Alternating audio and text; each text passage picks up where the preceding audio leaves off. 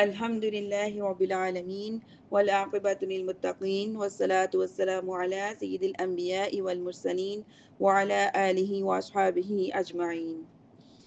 اعوذ باللہ من الشیطان الرجیم. بسم اللہ الرحمن الرحیم. قال اللہ تعالی فی القرآن الکریم مفہوم هكذا ومن أظلم ممن افترى على الله كاذبا أو قال أوحي إلي ولم يوحى إليه شيء ومن قال سأنزل مثل ما أنزل الله ولو ترى إذ الظالمون في غمرات الموت والملائكة باسطوا أيديهم أخرجوا أنفسكم اليوم تجزون عذاب الهون بما كنتم تقولون على الله غیر الحق وکنتم عن آیاته تستکبرون.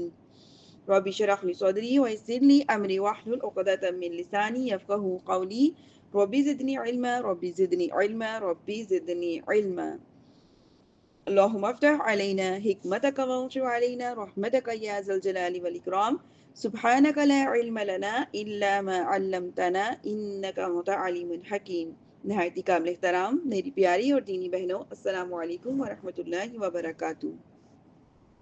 ابھی میں نے آپ کے سامنے سورۃ الانعام کی آیت نمبر 93 کی تلاوت کی. ترجمہ مفہوم سماعت فرمائیے. اس کو سماعت فرمانے سے پہلے اللہ رب العزت سے دعا کر لیتے ہیں. یا رب کریم، اس کا پڑھنا ہمارے لیے آسان فرما دے. اس پہ ہمارے لیے جتنے احکامات دیے گئے ہیں اس پر عمل کرنا ہمارے لیے آسان فرما دے. اس قرآن کا ایک ایک لفظ کو ہمارے ظاہر اور باطن کے لیے نور و نور فرما دے. آمین. فرماتے ہیں، اور اس سے بڑھ کر ظالم کون جو اللہ پر جھوٹ باندھے یا کہے میری طرف وحی کی گئی حالانکہ اس کی طرف کسی شے کی وحی نہیں بھیجی گئی، اور جو کہے میں بھی ابھی ایسا اتار دوں گا جیسا اللہ نے اتارا ہے. اور اگر تم دیکھو جب ظالم موت کی سختیوں میں ہوتے ہیں تو فرشتے ہاتھ پھیلاتے ہوئے کہتے ہیں کہ اپنی جانیں نکالو، آج تمہیں ذلت کا عذاب دیا جائے گا اس کے بدلے میں جو تم اللہ پر ناحق باتیں کہتے تھے اور اس کی آیتوں سے تکبر کرتے تھے. یعنی اس آیت مبارکہ میں مسیلمہ قذاب کے بارے میں یہ آیت جو ہے نازل ہوئی، جس نے یمن کے علاقے یمامہ میں نبوت کا جھوٹا دعویٰ کیا تھا. قبیلہ بنی حنیفہ کے چند لوگ اس کے فریب میں آ گئے تھے. یہ قذاب سیدنا ابو بکر صدیق رضی اللہ تعالیٰ عنہ کے زمانے خلافت میں حضرت وحشی رضی اللہ تعالیٰ عنہ کے ہاتھ سے قتل ہوا. اس کے بارے میں فرمایا جاتا ہے کہ اس سے بڑھ کر ظالم کون جو اللہ عز و جل پر جھوٹ باندھے یا نبوت کا جھوٹا دعویٰ کرے اور کہے کہ میری طرف وحی کی گئی ہے حالانکہ اس کی طرف کسی شے کی کوئی وحی نہیں کی گئی. یہ آیت صراحت کے ساتھ مرزا قادیانی کی بھی رد کر دیتی ہے، کیونکہ وہ بھی اس بات کا مدعی تھا کہ وہ میری طرف وحی جو ہے وہ نازل کی جاتی ہے. آج کل قادیانی لوگوں کو مختلف طریقوں سے دھوکہ دیتے رہتے ہیں. کچھ یہ کہتے ہیں کہ مرزا غلام احمد نے نبوت کا نہیں بلکہ مجدد ہونے کا دعویٰ کیا تھا اور ہم اسے صرف مجدد مانتے ہیں، جبکہ بعض کہتے ہیں کہ مرزا نے مطلقاً نبوت اور رسالت کا دعویٰ نہیں کیا تھا بلکہ خاص قسم کی نبوت کا دعویٰ کیا تھا. حالانکہ مرزا قادیانی کی کتابوں میں 20 جگہ مطلقاً نبوت اور رسالت کا دعویٰ موجود ہے، جو ظلمی اور بزوری دعویٰ کا نبوت کا دعویٰ ہے. بہت سی وہ بھی نبوت کا ہی دعویٰ ہوتا ہے اور وہ بھی جو ہے قطعاً کفر ہے. نیز مرزا نے منکروں کو کافر اور ماننے والوں کو صحابی اور بیویوں کو ازواج مطہرات کہنا ان کی کتابوں میں عام بات ہے. لہٰذا کسی بھی مسلمان کو ان کے دھوکے میں نہیں آنا چاہیے. جیسے کہ نبی کریم صلی اللہ علیہ وسلم کو کے صحابی کی نسبت سے انہوں نے صحابی اور ان کی اپنی بیویوں کو قادیانیوں نے اپنی بیویوں کو ازواج مطہرات کہنا شروع کر دیا اور اپنی کتابوں میں بھی اسی طرح سے ان کو پکارا جاتا ہے. اللہ تعالیٰ معاف فرمائے. آگے اس آیت کریمہ میں کیا فرمایا؟ وَمَنْ قَالَ، اور جس نے کہا. آیت کا جو یہ حصہ ہے یہ عبداللہ بن ابی سرح کے بارے میں نازل ہوا ہے، جو کہ کاتب وحی تھا، یعنی کہ وحی کو لکھنے والا تھا. جب یہ آیت وَلَقَدْ خَلَقْنَا الْإِنسَانَ نازل ہوئی، اس نے اس کو لکھا اور آخر تک پہنچتے پہنچتے انسانی پیدائش کی تفصیل پر مطلع ہو کر معتجب ہوا، یعنی کہ اس کو تعجب ہوا. اور اس حالت میں آیت کا جو آخری حصہ تھا فَتَبَارَكَ اللَّهُ أَحْسَنُ الْخَالِقِينَ بے اختیار اس کی زبان پر جاری ہو گیا. اس بات پر اس کو گھمنڈ ہوا کہ مجھ پر وحی آنے لگ گئی ہے اور وہ مرتد ہو گیا.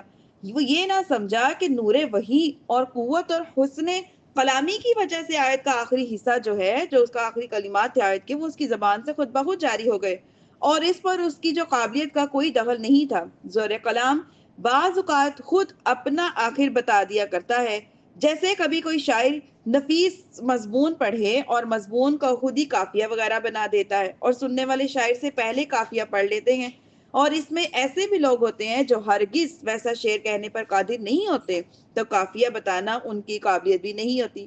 کلام کی جو قوت ہے، یہ جو ہے یہ کلام کی قوت ہے، اور یہاں تو نور وحی اور نور نبی سے کے سینے سے روشنی آتی تھی۔ چنانچہ مسجد شریف سے جدا ہونے اور مرتد ہو جانے کے بعد پھر وہ ایک جملہ بھی ایسا بنانے پر قادر نہ ہوا جو نظم قرآنی سے ملتا جلتا ہو۔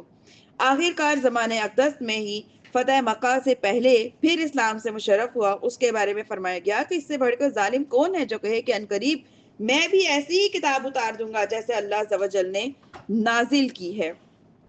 دیکھیے میری پیاری اور دینی بہنوں، اس آیت کا خلاصہ اس طرح سے ہے کہ جب عبداللہ بن ابی سرح نے جو وحی کو لکھا، اور لکھنے کے جب ہم بھی ویسے بھی قرآن پاک کو پڑھ پڑھ کے اتنا ہماری زبان پہ روا ہو گیا ہوتا ہے کہ جب ہم قرآن کی کوئی آیت کو سنتے ہیں تو اس کے اگلے کچھ الفاظ خود بخود ہماری زبان سے نکلنا شروع ہو جاتے ہیں، اور کیونکہ ہم پڑھ پڑھ کے اس چیز کے عادی ہو گئے ہوتے ہیں اور ہم قرآن کے الفاظ کی پہچان کرنے والے ہو جاتے ہیں، حفظ نہ بھی کیا ہو تو زبر زیر پیش کی پہچان کر لیتے ہیں کہ پڑھنے سننے سے پتہ چلتا ہے کہ دوسرا انسان غلط پڑھ رہا ہے یا صحیح پڑھ رہا ہے۔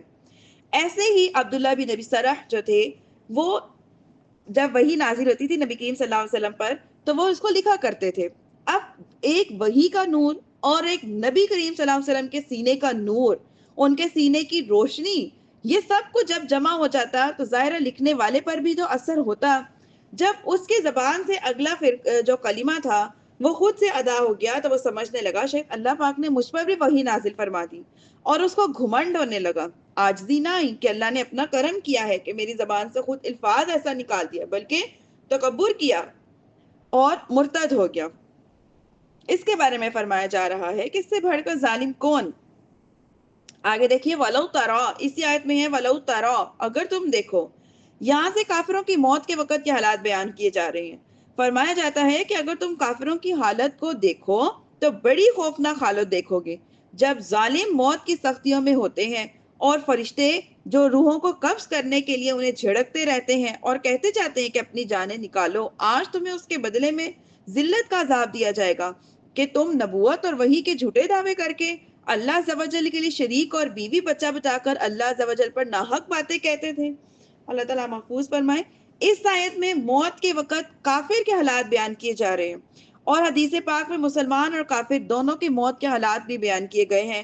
حضرت ابو ہریرہ رضی اللہ تعالیٰ عنہ سے روایت ہے کہ نبی اکرم صلی اللہ علیہ وسلم نے ارشاد فرمایا، جب مسلمان کی موت قریب ہوتی ہے تو رحمت کے فرشتے سفید ریشمی کپڑے لے کر آتے ہیں اور کہتے ہیں اے روح تو راضی، خوشی حالت میں، کہ راضی حالت میں بھی اور خوشی کی حالت میں بھی، اور اس حال میں نکل کہ اللہ تعالیٰ تم سے راضی ہے، تو اللہ تعالیٰ کی رحمت اور اس کے رزق سے اپنے پروردگار کی طرف نکل جا جو ناراض نہیں ہے۔ پھر روح جو ہے وہ عمدہ خوشبودار مشک کی طرح خارج ہوتی ہے اور فرشتے اسے اسی وقت اٹھا کر آسمان کے دروازے پر لے جاتے ہیں اور کہتے ہیں یہ کتنی اچھی خوشبو ہے جو زمین سے آئی ہے۔ اس کے بعد اسے مسلمانوں کی روحوں کے پاس لے کر جایا جاتا ہے، وہ روحیں اس شخص سے بھی زیادہ خوش ہوتی ہیں جو کسی گئے ہوئے شخص کے واپس آنے پر خوش ہوتا ہے۔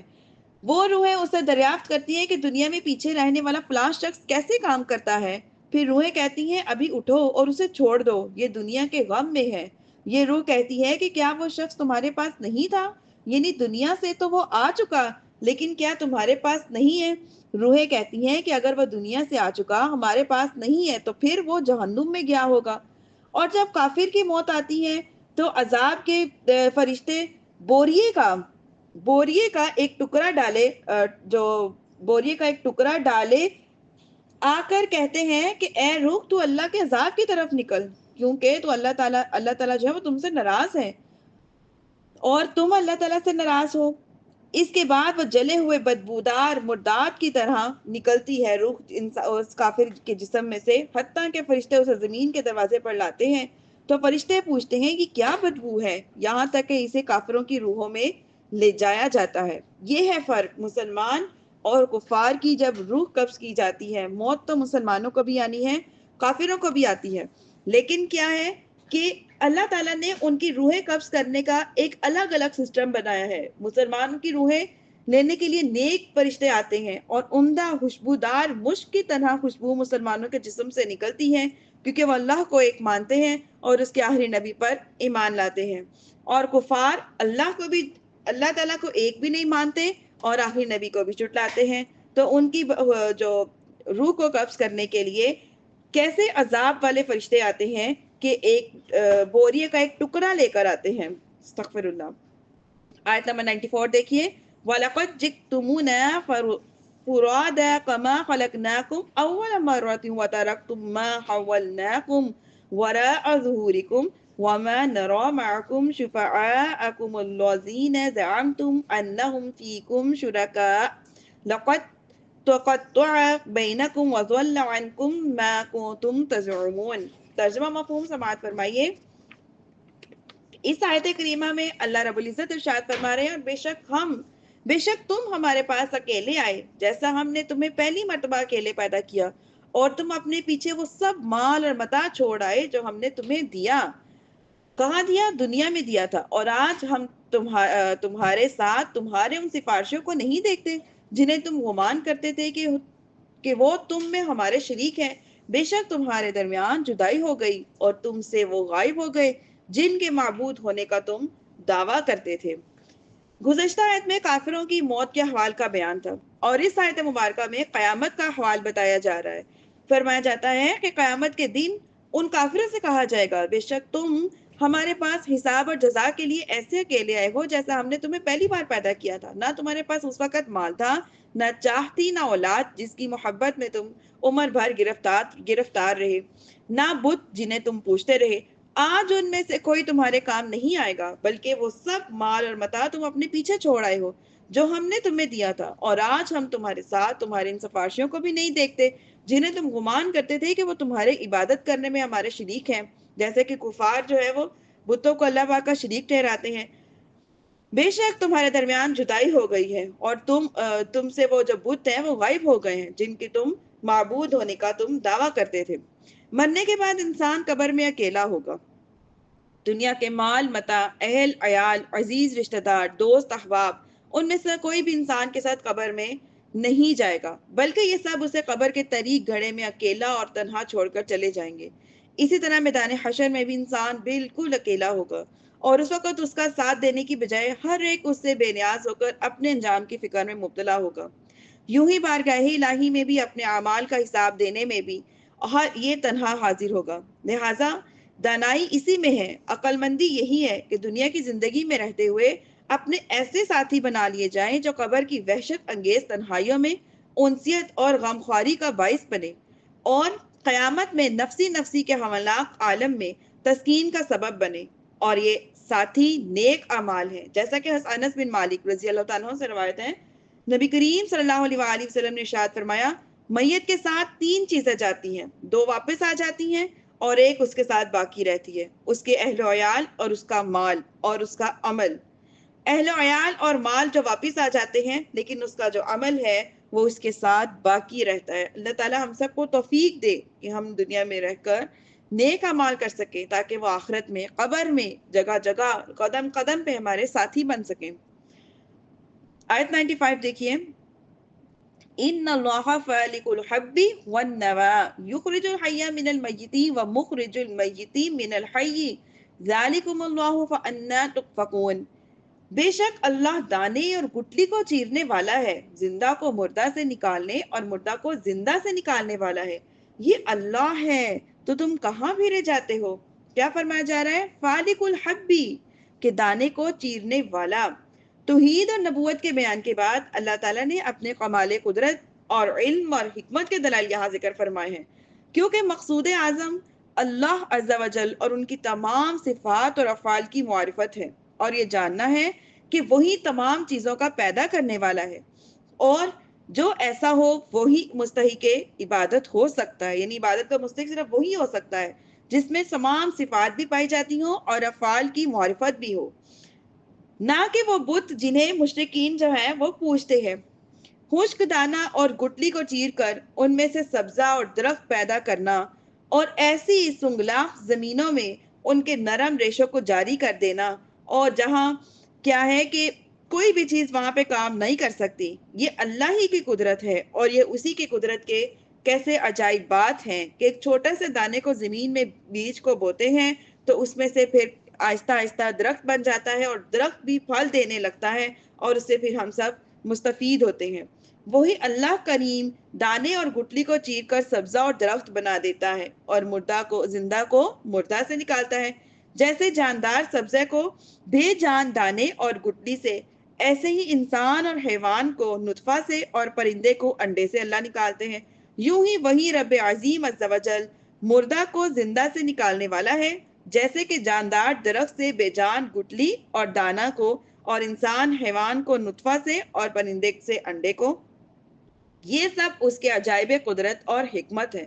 تو اے کافروں، یہ ہے اللہ عز و جل، تم کہاں پہ اوندھے جاتے ہو؟ یہ ایسے دلائل اور براہین قائم ہونے کے بعد کیوں ایمان نہیں لاتے؟ سب کچھ آنکھوں سے دیکھتے، سب کچھ اپنے ہاتھوں سے کرتے۔ کافر بھی تو اپنے ملکوں میں درخت لگاتے ہیں، بیج بوتے ہیں، گارڈننگ کرتے ہیں، نئے سے نئے کام کرتے دیکھتے ہیں۔ ان کے ہاں بھی جانوروں سے اولاد ہوتی ہے، پرندوں میں سے انڈے نکلتے ہیں۔ یہ سب دیکھنے کے باوجود بھی کیوں اللہ پر ایمان نہیں لاتے؟ کیوں پھر وہ یہ بات نہیں جانتے کہ موت کے بعد اٹھنا ہے؟ کیوں اس بات پر یقین نہیں کرتے؟ اگر غور کریں تو بے جان نطفہ سے جاندار حیوان کو پیدا کرتا ہے، اس کی قدرت سے مردہ کو زندہ کرنا کیا بعید ہے کہ اللہ تعالیٰ ایک بے جان چیز سے جاندار کو پیدا کرنے پر قادر ہے۔ تو پھر اللہ کے لیے کیا مشکل ہے کہ اللہ تعالیٰ جب انسان مر جائے گا، فنا ہو جائے گا، اس کے بعد اللہ پاک دوبارہ زندہ کریں؟ اس میں اللہ کے لیے کیا مشکل ہے؟ مشکل پہلی بار بنانا ہوتا ہے۔ جب پہلی بار بن گیا تو دوسری بار بنانا کچھ مشکل نہیں رہتا۔ تو یہاں پہ ہماری الحمدللہ آیت 95 مکمل ہوئی۔ وما علیہ الا البلاغ المبین۔